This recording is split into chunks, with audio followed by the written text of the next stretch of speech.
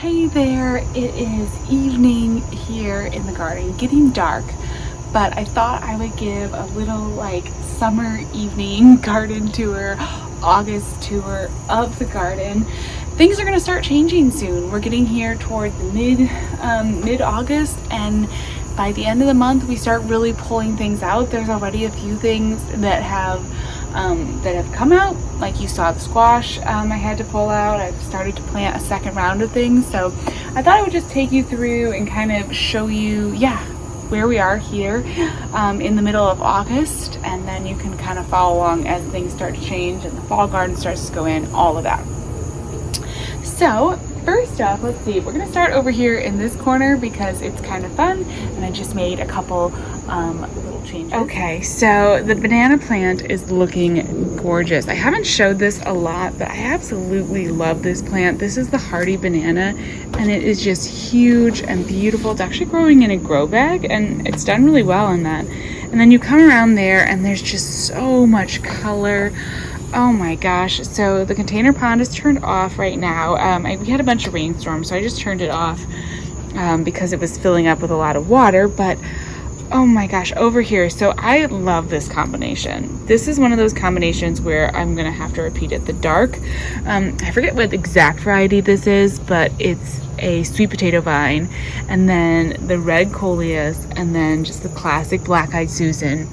Those three together I think are so beautiful. And then there's actually a really pretty pink angelonia in here, so there's some other fun stuff as well, but it's so pretty together and looks gorgeous from afar. I actually love this idea of sticking coleus in as like little kind of pops of color in and around perennials, because all the perennials tend to be so green. So I didn't really think about it until this year, but then I realized, you can always just like pop in some coleus and have some different foliage color, and that looks really good. So then this next corner I'm going to show you is looking a little rough right now, but it's just because everything needs to kind of adjust. I actually moved some of my coneflowers and my Indian summer rudbeckia. I moved it into this corner. I need to water again because they're all kind of adjusting to being transplanted. We were supposed to get a bunch of rain today, and I was hoping that was going to help. But I kind of am adding some more perennials into this corner just so that all the raised beds are just sort of kind of like snuggled up with perennials. And then over here we've got basil, Swiss chard. My green beans did not take in this area, so I'm gonna have to reevaluate that because they just really did not do well. So that was too bad.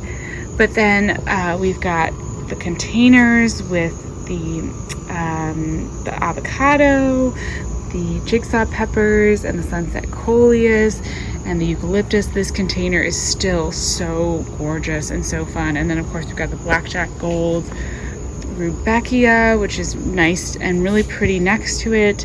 Got an eggplant in here. I think this is a fairy tale eggplant. Getting some little eggplants. And then kind of the big masterpiece of the garden right now, which is quickly becoming totally wild, is our tomato arch, which is just jam-packed. It's full of tomatoes. I've been harvesting so many tomatoes off of it, and it's wild. Completely wild, but also very beautiful. I was a little worried because we've been getting some really big rainstorms. I was kind of worried about it falling over, but so far it's holding up. It hasn't fallen over yet, and so it's just it's massive.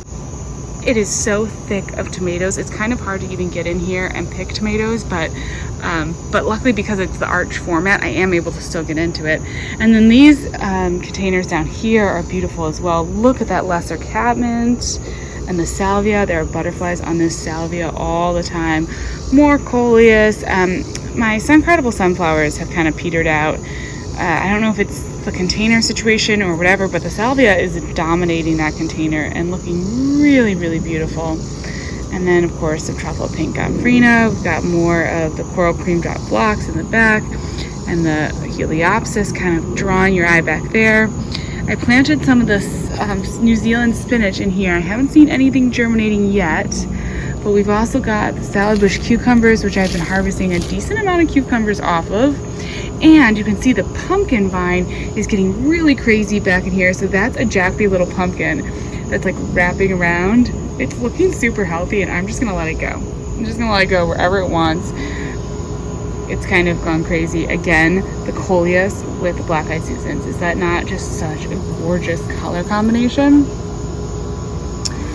And then we move over here, trying to do kind of a quick tour because the sunlight is fading really quickly. We've got sunset happening right now, but I cleaned out. So this is where I took the Indian Summer Rudbeckia from, and I actually found that this cucumber vine, I harvested a couple cucumbers off of it. I didn't realize how well the cucumber vine was doing, so I actually kind of relocated it back onto the trellis, and now hopefully it'll continue to do well. And we got milkweed in there, and I'm going to clean this area out and maybe put something in for fall, but good things are going to happen in this bed. And then there's some milkweed coming up.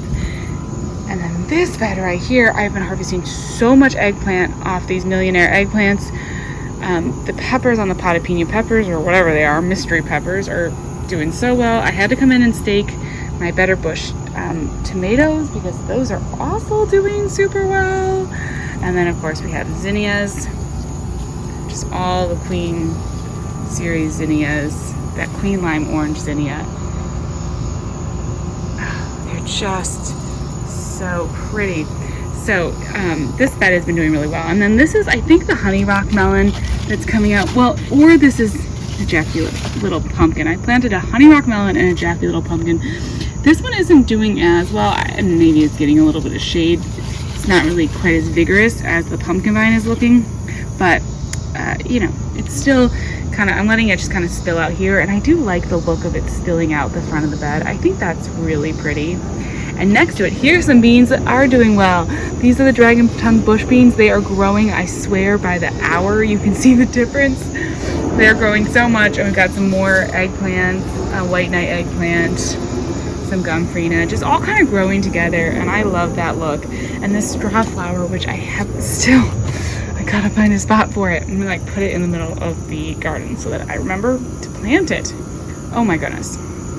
There's also lantana in this bed, which is such a pretty flower. Lantanas are some of those flowers that I kind of like, at least for me, I haven't really even thought of adding to a lot of things until like last year. But they're really pretty, and they kind of just float around and find places. And so they're really a fun one. And then I'm waiting on my squash, which I planted, waiting for that to come up. But the pumpkin on a stick are looking so good. This might be, you know, every year there's one plant that's just kind of like the one that does the best, kind of the star of the show. And pumpkin on a stick, she might be doing that. Starting to turn red, really cool. And we've got the butterfly bush over here. I've got to figure out these zinnias, although they're doing well, they just don't look really good. But these are the button box mixed zinnias, and they are a really cute variety. I picked a bunch for cut flowers, and they're really cute. I think that this is definitely one I will grow again. I really like them. Like, they're just little and sweet. Very cute. And there's more eggplants and grow bags. Been harvesting off of that. And then let's see over here, what do we got? Okay, waiting on the squash. Got a rose bush. I cut back the petunias, so I cut back all these petunias, but you can see they're starting to really flush a bunch of new growth. So pretty soon here we're gonna have big beautiful petunias, and I'm gonna be so glad that I did this. And then my pitcher plants looking really healthy, really happy. I did drain out this container. I've been trying to drain it as much as possible so that we don't get too many mosquitoes in here. And then I'm still waiting on the mystery flower. And there's some peppers, some Jimmy Nardello peppers in here. And the herbs, which I've been harvesting and using in things. And then let's see, I think this is really the last area over here. So this area is looking a little wild right now, but we got the corn steadily growing. It's actually doing really well in the container. And this, I love this scavola. The blue scavola is so pretty, and the angelonias. I mean, those are a really nice color combination. I really do enjoy that. And the Gara has been really whimsical and pretty, another kind of floaty white. I've learned over the years that I like white in my garden, but only when it's these like kind of accents. Like the lesser catmint is kind of airy and just like a floaty little accent, and so is the Gara. It's just sort of subtle and whimsical. I find when I have the white plants that are too big and bold, they tend to just take over, and then that's kind of like all you see. They just draw your eyes so much. So I like them when they're more like these like kind of floaty textures that just add to the garden and don't pull your attention quite so much. I had to do some more staking with my other corn here, but this is going to continue to grow up, I think, and start to look really good here. It's just kind of in like that little awkward growing phase. And I've actually been really enjoying, I've got a couple pots of these hens and chicks, and they've been a fun little addition, just kind of like not too, you know, just kind of subtle, not too distracting, but really pretty. I probably should take the cover off. There are cucamelons growing everywhere in the garden. They have gotten huge. So I should take this off so that these beans can grow too. I think I'm gonna do some more pots of beans because those look really healthy and happy. And oh my gosh, the cucamelons. So there's cucamelons in this grow bag here with the ground cherries, which the ground cherries have been doing so good. Verdict, daughter loves them. They are great. And then the cucamelons, like if you just want whimsy wildness, oh my gosh, cucamelons. There's also actually a bunch on the arch trellis too, and you can see them, they've made their way across the gate, and I'm just leaving it because I kind of like it. But that's from one plant, has gone up the gate, it's gone all the way up the arch trellis, it's on the middle. You can see it on the middle of the arch trellis, and then it has also gone like all the way over here. I had to move it when I replanted those things over there. And let's see, yeah, just the ground cherries have been so good. They're so happy in the grow bag. One that I will always grow in grow bags because they do so well in them. Just such a great plant. And that is really the August garden. It is getting fully dark now, but it's really pretty. I'm so happy with it right now, even though like it's at a really good place. And pretty soon here, I'm gonna start cleaning some stuff up. I'm probably gonna move around these containers. I'm gonna start putting in some fall things and changing it and pulling things out and doing some more tweaking. So I wanted to just capture this, like, even though it's late and it's night and you can probably hear these bugs are so loud. This is the South. This is when Virginia really feels like the South when you're out here at night in the summer and it is hot and bugs are so loud. But anyways, yeah, I just wanted to capture the look of it now before it all changes because it's not gonna last long. Hard to believe that we're getting close to that season, but I started looking at like fall things already and it's happening. So anyways, thank you so much for joining me and I'll talk to you again soon.